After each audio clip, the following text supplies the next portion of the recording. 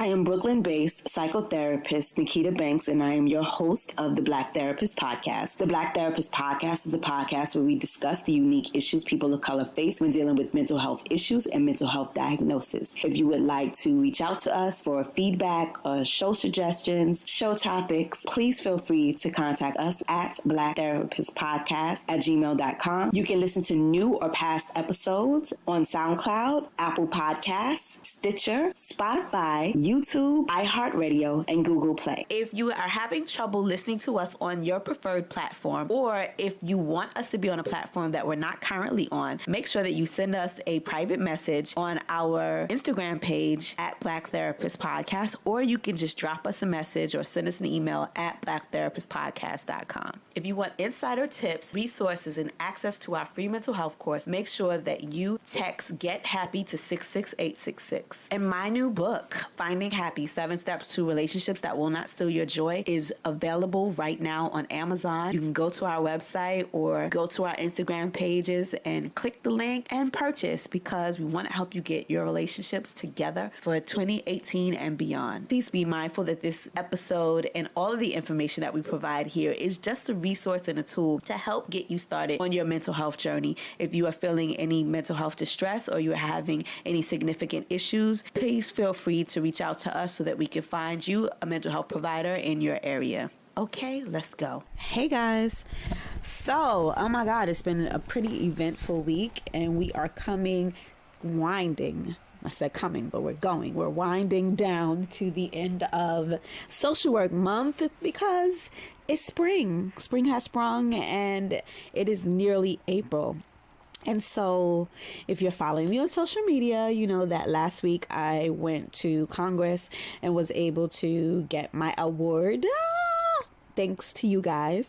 First of all, I want to shout out everybody that voted for me to get the award for the work I do here at Black Therapist Podcast. And you guys know it's my goal to be transparent and to raise awareness for people of color dealing with mental health issues and the unique issues that we face, because I think that a lot of us are so afraid to go get psychological help because, number one, people don't look like us who are providing us the services, and number two, I think sometimes the psychological models that are used, they're not optimal for people like us. And so I just want to thank you guys for acknowledging the work that I do here.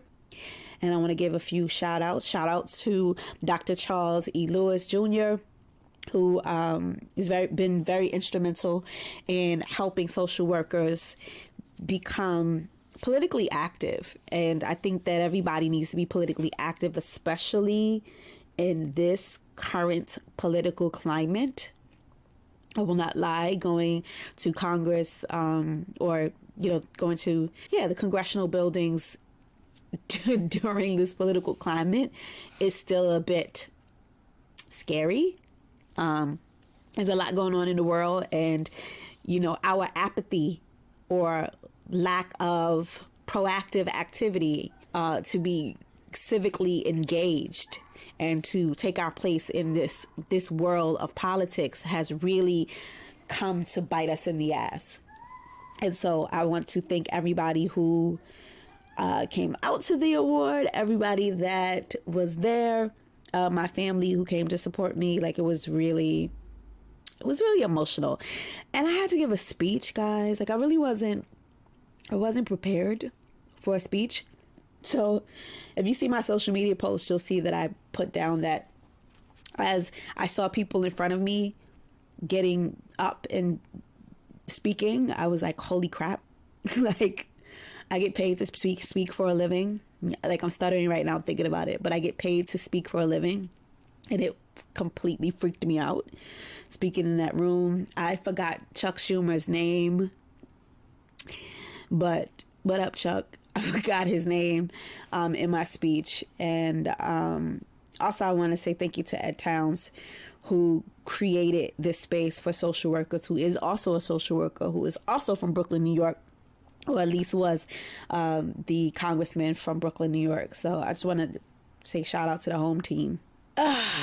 Okay. And let me see. So I wanted to say shout out to the other award recipients.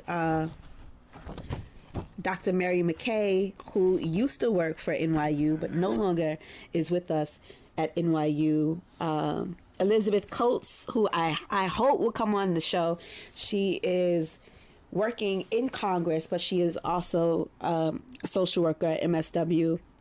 And I definitely want to talk to her about us as social workers, if you are a social worker and you're listening, becoming more politically active.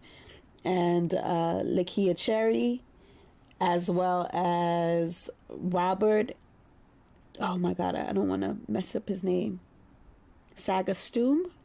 I hope I said that right, Robert, who is in first year MSW at Brown, and he is doing amazing things. So it was an amazing event. My family actually got to see what it is that I do. My aunt walked out of the room and she was like, Nikita, I hear you talking. I be hearing you talking, but I just thought you was talking. I didn't know that you do all these things. She was like, I'm thoroughly impressed. And there was one point in the room where one of my former professors were there. And he was like, I've been looking for you. I wanted to give you a job. And I was like, really? Here I am. And so I went to my aunt and I told her, I was like, wow, he was looking for me. He wanted to give me a job. And she was like, wow. And I don't know, I went to get her some wine or get her something to drink. And I came back and she was like having a full-fledged conversation with him. It was almost as if she wanted him to repeat the story. Not that she didn't believe me, but that she was just such in awe that she wanted to hear it herself. So I was very tickled by that, because my family, I remember saying in the room to one of my colleagues, and I was like, well, my family doesn't really get it. And like, they don't really care. Like, I often feel like when I accomplish things that my family sometimes doesn't care. And I think when you're expecting other people to support, I'm not going to get emotional, but when you're expecting other people to support the vast capacity of your dreams and your desires, when they seem so insurmountable to them, it is impossible for them to fathom that you may actually make it. And so I've kind of coined this, phrase, that my family will be the last to congratulate me, but the first to brag about my accomplishments. And so that's not a prideful moment. That's not something that I'm proud of to say about some of the members of my family. But, the Banks family, the Thomases, the Brookses, everybody has really come through. The Parkses, everybody's really come through to let me know that they are proud of what I've done. But yeah, so that's that. But yeah, if you are a social worker under the sound of my voice, as I said in my speech, I just want you guys to know that your community needs you. We are on the first line of defense of every single tragedy that happens in this country, whether it's the war on drugs, whether it's the opioid crisis, whether it's just general health care, whether it's community organizing or homelessness. We are really out there doing the work, and it's really hard. You cannot do this job if you're not passionate about it. You cannot do this work if you don't want to cry some days. If you really want to get praise and respect for what you do, this may not be the career for you, to be honest with you, but you have to be proud of the work that you're doing, and you have to be passionate about it, and just know that your community, even though you may not always get the thanks and the accolade, your community needs you. And I salute you, and I salute what it is that we do. So I just want to say again, happy Social Work Month to all the social workers under the sound of my voice, and everybody else who wants to be a social worker. just for having that desire, I want to say, do it. Your community needs you. Okay? So that was this week. And then my shout out to my friend Mike Mogul, who had an amazing event on Friday. He sold out a whole theater for us to watch Us. Us is the new movie by Jordan Peele. If you don't know that, okay. It features Lupita Nyong'o, Winston Duke, who are both from Black Panther. And it was an amazing movie, but it was kind of one of those movies that you get to see and you're like, what the fuck was that? Like, I kept seeing a lot of people come back and who had seen the movie and they were like, I don't really know what that was, right? And so it's a lot to unpack. So if you don't want to hear spoilers, and if you're not ready to discuss the movie Us, then you may want to come back next week. Next week, I hope to talk to you guys more about some of the programs that we have coming up, some free, some paid. And please go to Black Therapist Shop, merchandise shop, buy a t-shirt, buy a bag, get a mug, help support our movement and what we do. I got some dope stuff up there. It's not like you'll just be buying a t-shirt to support me. You'll be buying some dope merchandise, especially if you're a therapist, especially if you're a mental health advocate. I got some really cute things coming on the site. So there's that. Oh, and healthy relationship building for boss chicks. Learn relationship cheat codes in 20 minutes a day. That course is up now and it is free. So you can go to blacktherapistpodcast.com and get that information, or go to Nikita, Nikita banks.com. Okay, that out of the way. Let's talk about Us. First of all, so I had like drinks in the movie. It was like, I'm so glad that this is like an all black movie theater situation. So my friend bought it out so that all of us could kind of watch it together. And so I was sitting next to like a lot of smarty pantses, because like a lot of my friends are like educated and like she foo foo, but some of us were in the bag. A few of us had a few drinks. I had one, and I was having a little cocktail while I was watching the movie. But I was sitting next to my friend who, we kind of figured out the plot of the movie really early. Like, if you haven't watched the movie, I'm going to try to do this without giving as many spoilers as I can.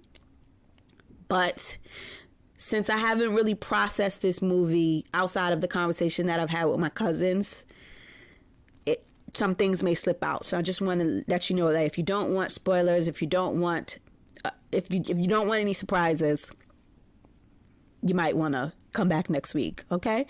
Well, hey, we have a whole bunch of other episodes for you to listen to, and you can go on our YouTube channel also and watch. So there, Us. Woo. So from the trailer, you can deduce that the movie is basically about a family of 4 who is fighting another version of themselves. And there's a situation that happens, and there's a traumatic event. And so when I first saw the movie, I was like, man, this is about trauma and resilience. Like, it's literally about having a traumatic experience and being able to, overcome that, and being this is really what this is about. I thought it was a social commentary on those things, right? And the day before I saw it, I started seeing people posting on social media about it, which was like, what was that? Like, what did I just see? And then I saw one of my friends who posted, you know what, Us is the kind of movie that you're not so sure what you watched as you watched it, but like a day or two later, you start to unpack certain things. So shout out to my education in Brooklyn, New York. Shout out to 324, junior high school 324 that I went to, because in that school, I actually got Black history. And so a lot of the concepts that I saw in the movie, I was able to understand because of the historical content of some of the things that I've seen. Now, if you're an 80s baby, you will remember some of the references like Hands Across America, the One Glove, which is an homage to both Michael Jackson and Freddy Krueger, the red jumpsuit as a kind of like a utility suit as kind of like a homage to Mike Myers. They actually had like little videotapes or VHSs like by the TV. I'm not like, I don't want to tell you too much, but by the TV. So those give you clues if you're watching the movie of certain things that happened in the movie. It was like horror films that were there. So they really tried to pay homage to those genres that they like. Now, I'm not a horror flick kind of girl. The last horror flick that I saw was Get Out. And I don't really feel like Get Out was like horror. It was more suspense. Growing up, I've never seen a Mike Myers movie, Halloween. Never thought that it was a thing that I wanted to see. I don't like, you know, devil's movies. I remember once seeing The Exorcist when I was a kid and like, nah, this is not for me. And it made me really scared to go to Georgetown when I lived in DC. So I don't know if I'm just not educated enough. Woo! I don't know if I'm educated enough on the genre to know if every single horror movie has metaphoric value to society, but I caught all of the references in this movie. The fact that, first of all, there's something that happens at the end of the movie, and like I said, we figured that out in the beginning of the movie. Like, y'all are watching to the end, but we figured that out until the end of the movie, like in the beginning of the movie, like super early. We got that. But I think this movie. So let's talk about the repeated symbols in the movie. So I think the rabbit, when you first open the movie first opens after the opening scene, there's a rabbit. And if you know anything about rabbits are usually used for scientific testing, and they have a lot of babies. So I think the rabbits kind of represented Black people and how our bodies are not our own, and how, you know, we sometimes feel trapped. They were also in a cage and they were in a classroom. I think that the movie really truly was about opportunity, and it was about the part of us that we nurture in the light and we nurture in love and that we feed in a positive way will allow us to grow. And we see from the thing that happens in the movie that if anybody is given love and sunshine, you know, sunshine is a metaphor, right? Love and sunshine and care, they are able to be humanized. They're able to find love and procreate and dream. You know what I'm saying? One of my favorite scenes in the movie was after the traumatic event, Lupita Nyong'o's character as the child, she was a child, so it really wasn't her, but the young lady who played young Lupita Adelaide. Is her name Adelaide? Adeline? I don't know a Black girl named Addie, but we just call her Addie for now. Adelaide Wilson, right? The young Miss Wilson, she went to therapy, and they had a predominant play therapy desk there. So I was like, oh, okay. They took her to therapy, and through art and through dance was really where she was able to find her voice. That was really where she came into her own. And with the love and support of her parents, she was able to overcome the circumstances. So I thought that that was poignant, and that was something that was apparent to me in the beginning. It was like, you know, even the guy that I was sitting with, he was like, well, why didn't she tell her man about the thing that she been through? Like, maybe he would understand why she really wants to leave the town. And I'm like, that's how trauma works. Like, we don't often tell somebody else of the traumatic things that we've gone through because we don't think that they understand, or we even want to put it out of our mind. And so that was one of the concepts that I saw early on. The movie took place in literally 3 places. Oh, Santa Cruz. Santa Cruz was also a shout out to the movie The Lost Boys, and if you haven't seen it, shame on you. But it was a shout out to an 80s 90s movie, The Lost Boys, which is like one of the only horror, I'll say in air quotes, that movies that I saw. I don't really think it was horror, but I do love that movie. And so I thought that I caught that reference pretty early as well. I got 5 on it. Of course, I remember that song. I still to this day don't know what messing with that NOE means. So if you know, please hit me and let me know what it means, because I don't know. I ain't never know. I didn't know when the song was out the first time. I still don't know what the NOE is. So let me see what else, because I had a whole discussion on Facebook about this movie. So I think even if you look at what's happening right now in the school scandal, the thing about this movie is that there were 2 versions of a person, right? It was an American government experiment that went wrong. And what happened in the experiment is that they made 2 of us, and the underground me was supposed to control the upper ground me, or the people in red was supposed to control the people up top, but they weren't able to recreate our souls. Like, that's what the movie was about. And because of that, they just assumed that everybody underground was soulless. And it's the same way that our government looks at homeless people. It's the same way our government looks at Black people, and they dehumanize us. I think it was no coincidence. I don't know why I'm drawing it, but it definitely wasn't no coincidence that they all wore the same outfit like our prisoners do. That orange jumpsuit or that red jumpsuit, it looked to me very institutionalized, and it looked to me like how prisoners are seen in this society.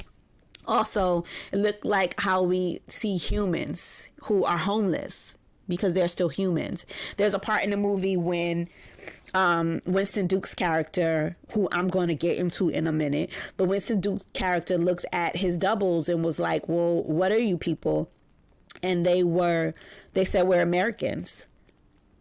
And us, I believe, is also shorthand for the U.S. So it also is about us as a society and how we throw away our homeless people and how we throw away people who are incarcerated, and we don't invest in those people. So that's another thing that I saw. Plus, Hands Across America was supposed to be a failed attempt to raise money for homeless. Now, I don't really remember. I remember Hands Across America. I literally remember the song from when I was a kid and I was growing up and I watched it. But growing up in Bed-Stuy, Brooklyn, like, I really wasn't. I was looking at it like, I'm not holding hands across, and like, that's the stupidness. Because really what it was this event where you were supposed to give money, and then, you know, all of us were supposed to hold hands like, I like to teach the world to sing. No, not in Brooklyn. I wasn't going to do it. So I remember it, but it just seemed kind of stupid to me even when I was a kid. I didn't get the concept, but it was a bomb and it failed and it didn't raise as much money as it was supposed to, and I don't think it did what it was supposed to do. And so the fact that the character remembered Hands Across America and she was going to use that as a protest to raise awareness on this failed experiment, I think that was dope. But it was this little Black girl who organized this. And if you'll see through the movie, Lupita did almost every damn thing, like Adeline. She did everything. The mom did everything. If you watch the movie, the husband was handicapped in like the first 30 minutes. And I think it's that was also allegorical to the way black men are seen in this community. Like, black men are not allowed to be the head of our households, you know, for whatever reason, mostly political reasons. But they struggle to find their footing in that way, as well as it's really hard to allow someone to be the head of their household when they can't they can't protect their family. And so Winston Duke's character, as sexy as he was in the other movie, he was making me super sick. Like, he was really getting on my nerves because he was not doing what he needed to do as a man for me. Like, in the first few minutes, he was incapacitated. What I'm gonna do with you? Like, and they literally were like dragging him throughout the rest of the movie, and he was slowing them down. Like, the portrayal of the black man in this movie, it aggravated me. And then at one point, Lupita was going to go fight some people and go kill some people. And he was like, give me a kiss. Boy, if you don't get the... You know, I remember screaming at the screen, like, if you don't sit your ass down somewhere with that, give me a kiss. And so, yeah, that was that. He was really disrespected by everybody in the family. Nobody listened to nothing he said. And the only person that he defeated in his battle was himself. So that was really it. There was no white savior in this movie, but they did go to white people for help, and the white people couldn't be trusted. So there's that. Let me see, what did I miss about this movie? Because I said a lot in my little chat when I was trying to get this all out. Like, it's so much to unpack in this movie. And if you have seen it and you want to add something to what I'm saying, please add it to my discussion, because I still have a question that I don't think will be answered. And maybe I'll ask it at the end of this show to see if you understood. I was talking about the educational stuff. So if you look down the rabbit hole, you will see that what happened was, it looked like a classroom, but they were like empty classrooms. Like, they really weren't teaching them anything, and they didn't have souls. So how would they learn, right? But I think it really was trying to say the failure of class, race, educational opportunities, and lack of those things is why there are some of us who succeed and some of us who fail. It really talked about how the oppressed are dehumanized and how they're not allowed to gain the same kind of opportunities that anybody else need to survive. And we see that recently with what's going on in this new scandal that happened with Full House and Felicity Huffman.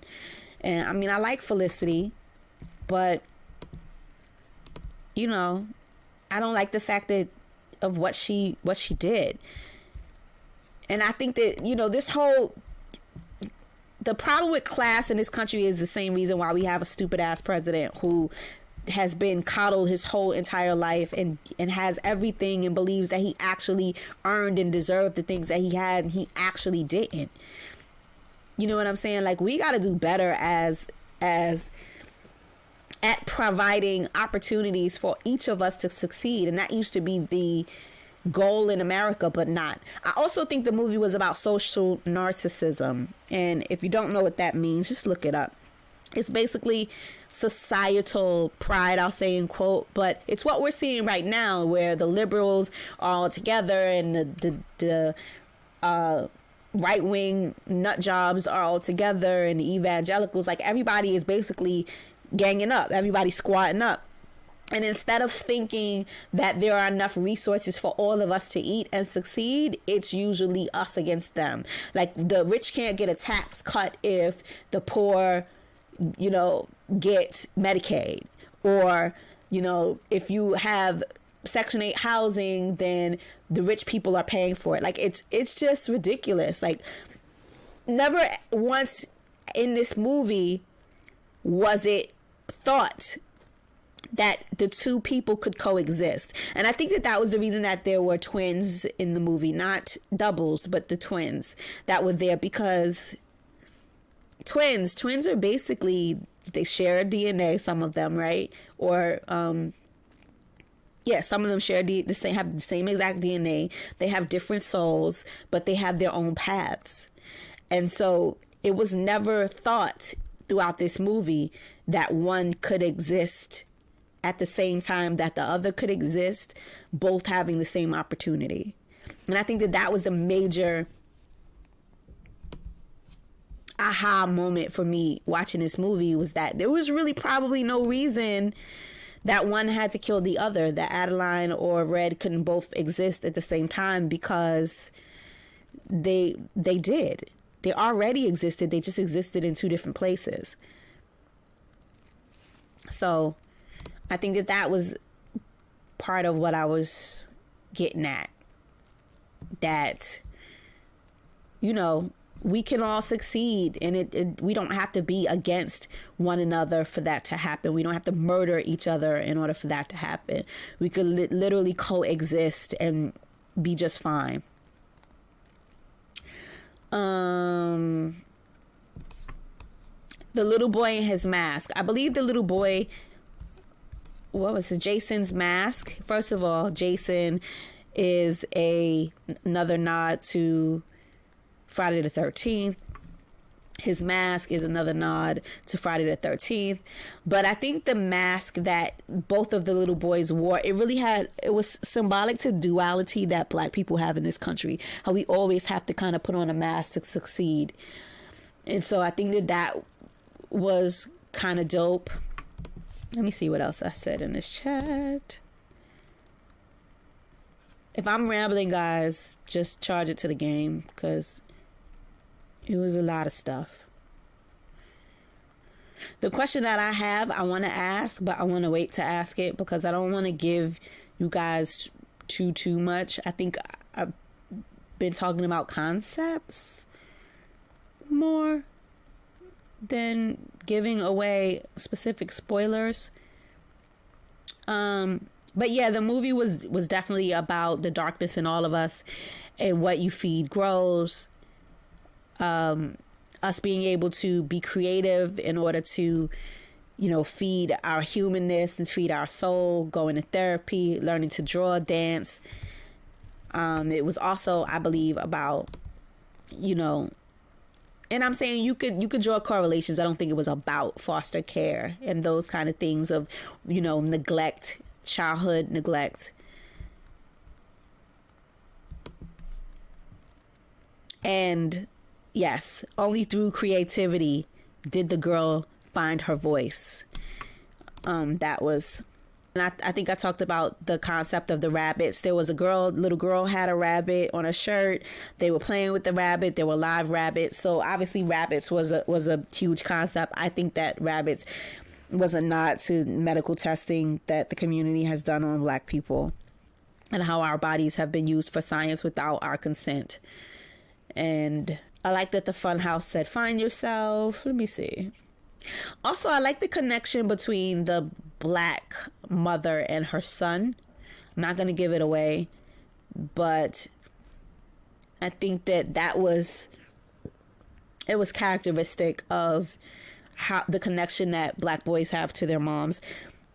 I didn't really see a lot going on with the daughter, and that kind of shocked me a little bit. The husband was also, like I said, he was handicapped, and the only real thing that he aspired to be like was like the white family that was there. So then there was that. He wanted capitalism. He wanted his kids to do well. Like, it really was about lifestyle for him. But yeah, I think that's all.